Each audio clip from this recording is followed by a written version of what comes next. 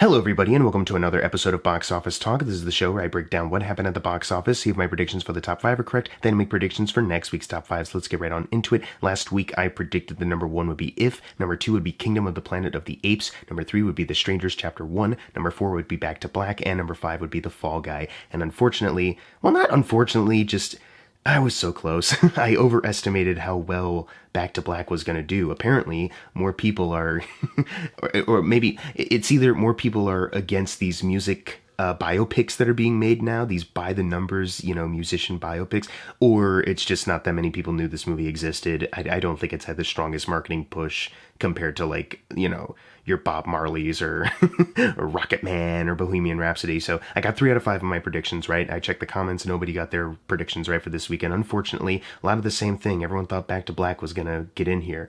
Nope, it got close though. We'll talk about it. Let's go over what happened in the overall top 10. Number one was, of course, If. I figured, as you'll notice, Kung Fu Panda 4 and Ghostbusters Frozen Empire, the movies that people kind of considered like, you can bring the whole family to this. It meets all the quadrants of demographics.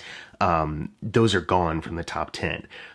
So everything else is like, it's Kingdom of the Planet of the Apes, which you can take younger kids to see, but not like super young kids. It kind of depends, like as a parent, you have to make that judgment call. So that's not really a bring the whole family to it kind of movie. You got horror films, you got these action films, R-rated dramas and challengers. So yeah, it's not really Godzilla and Kong is still here. We'll get to it, but that's a little bit of old news, similar to Kung Fu Panda and Ghostbusters. Like, this movie's kind of on the way out. But If, being a new one that's kind of targeted at those demographics, got Ryan Reynolds in the lead, promoting the fact that it's a Krasinski movie. Steve Carell is one of the voices, with a bunch of other talented actors making up the voice cast. Yeah, obviously it was going to be number one in between Kingdom of the Planet of the Apes and the next big blockbuster next weekend, which we'll talk about. I think I've seen some people say like it fell short of expectations. It was tracking to get in the 40s, but it dipped into 35. It opened with 35 million this weekend. But if I'm being honest, like if that's what it was tracking as, fine. But I always kind of estimated like, sometimes these original films these days just, they're lucky to get this high. Like 35 was kind of like exactly what I was picturing. Oddly enough, like, it's lucky it didn't go into the 20s, like how The Fall Guy opened up. Did that open in the 20s? Maybe higher 20s. Either way, it doesn't matter. It's kind of in a similar boat as The Fall Guy, though, if I'm going to be honest with you. So this movie cost $110 million to make, which is obviously less than The Fall Guy's $125 million, unless it's more. Worldwide, though, the numbers only bump it up to $55 million. So right now, yeah, it's kind of opening where I thought it would, but as far as the overall numbers go, with the worldwide added in, it is not in a particularly great boat.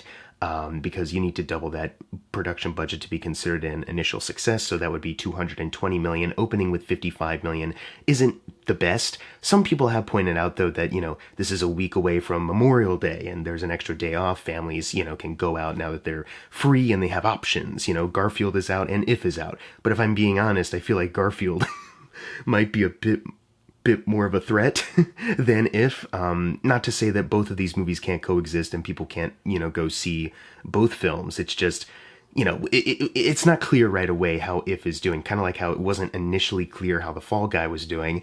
And we'll talk about The Fall Guy in a little bit. But, just to give a shorter version of what I'm going to basically talk about, it's kind of like, yeah, it's still not, popping off in its holds, So we'll see if we'll be in the same boat or not. At least an original film got to number one. Now we just need one of these original films to be a financial success. I gotta give props to Krasinski, though, is that, instead of like pivoting to like big franchise shit or like just sticking with A Quiet Place, which, would have been fine anyways. He wanted to make an original film. You can, whether you like the movie or not, and you can see my Letterboxd rating if you want to know.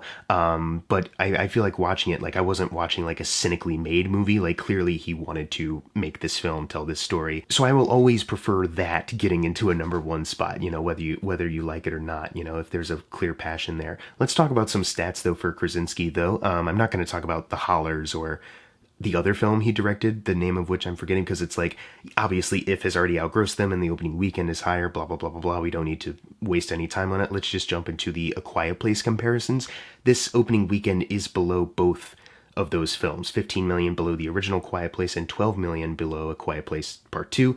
As far as the overall domestic run, needs 125 million until it outgrosses that second movie. Worldwide, as I said, 55 million, so it needs 241 million until it outgrosses A Quiet Place Part 2.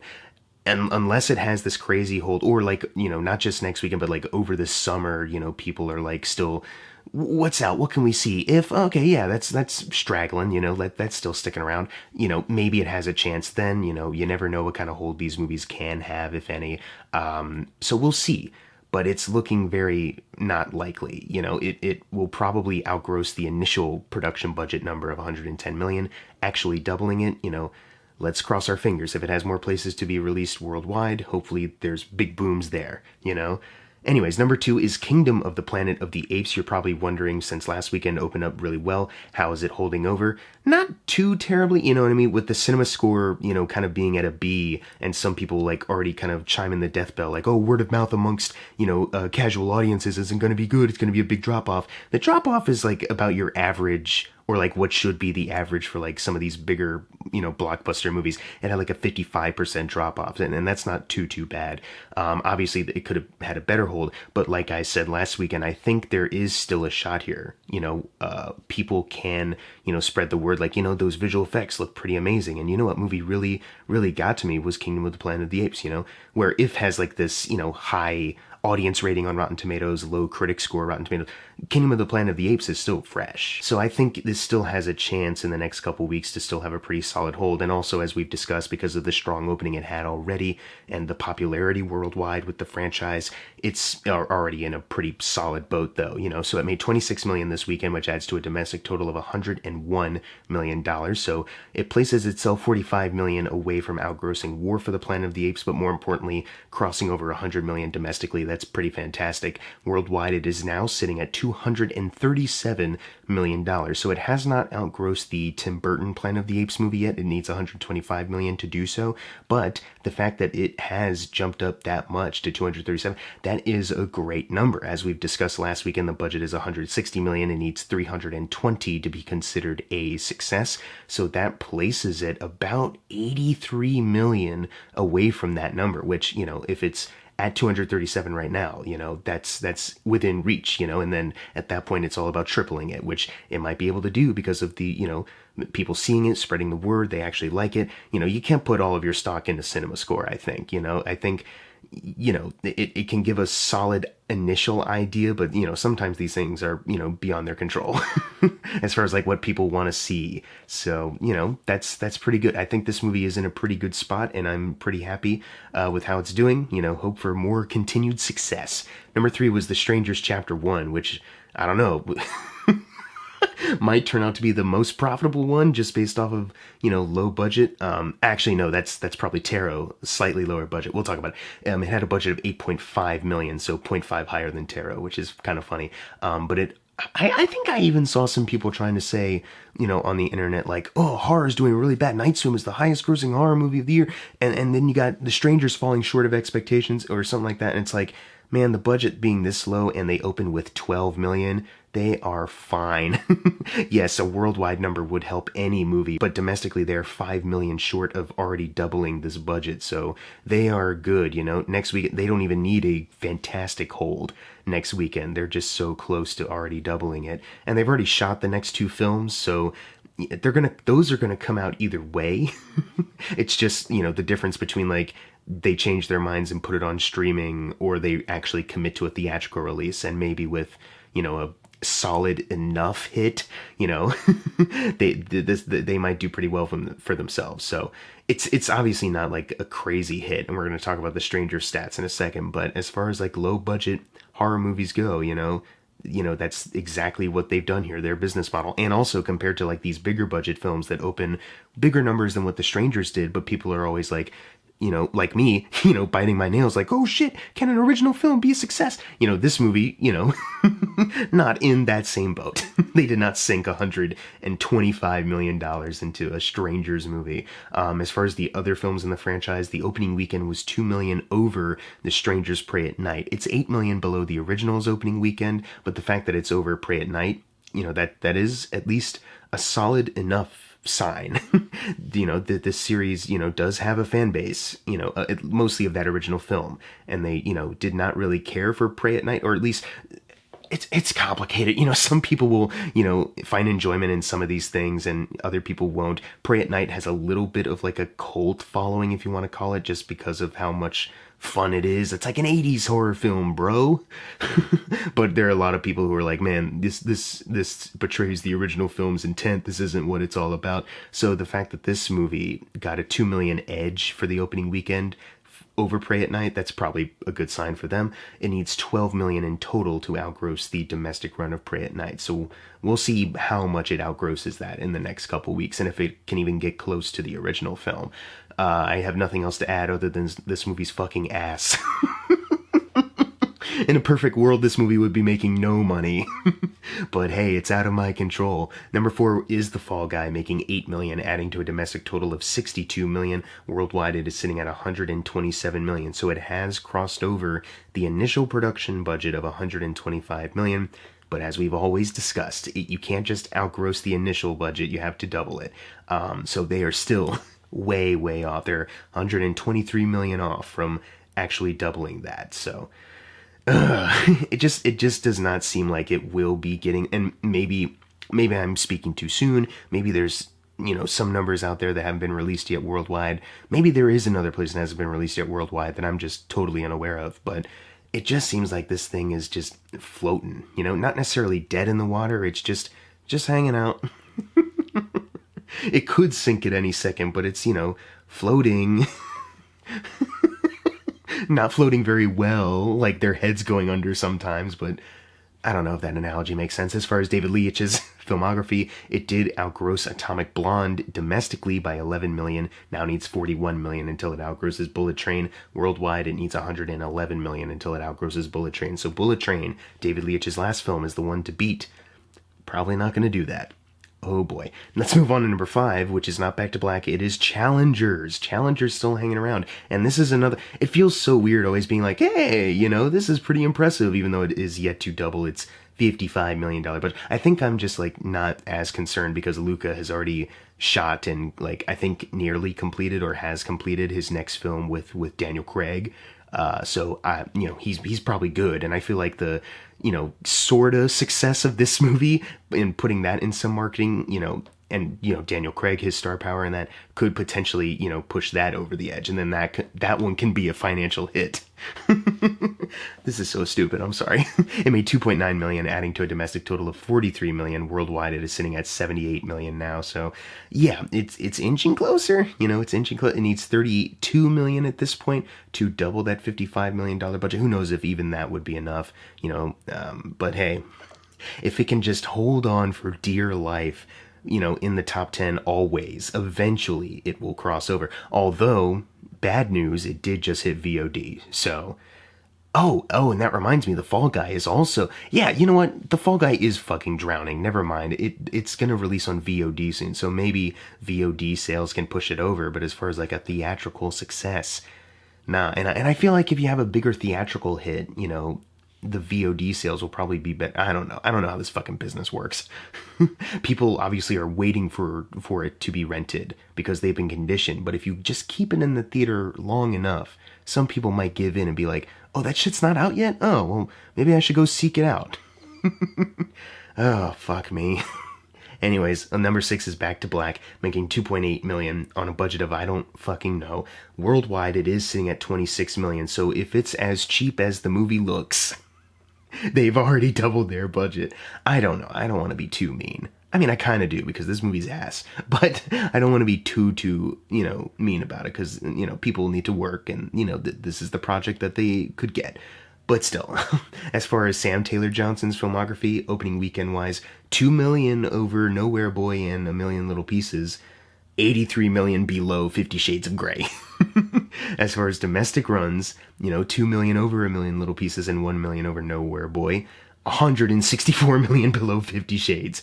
Worldwide, it's 26 million over A Million Little Pieces and 19 million over Nowhere Boy, 544 million below 50 Shades of Grey. So, yeah, I don't know if Sam Taylor Johnson wanted her career to be defined by only directing the first 50 Shades of Grey movie, but it seems like that's the route this is taking.